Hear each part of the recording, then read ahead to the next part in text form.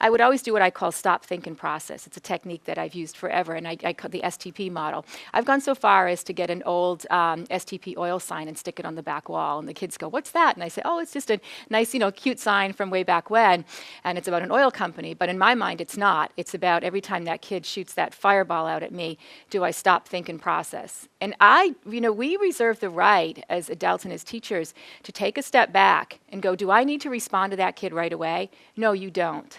And here's the thing, you don't need to respond to that kid sometimes till the next day.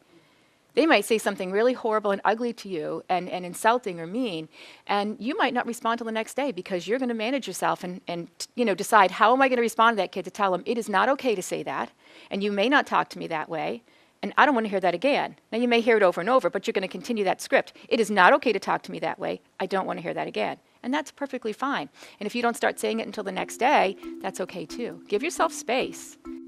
Thanks for watching, and I hope you found this video helpful. If you did, make sure to like and subscribe so you never miss another video. I speak and consult on school behavior, and I love to help districts solve some of these problems. See you next time.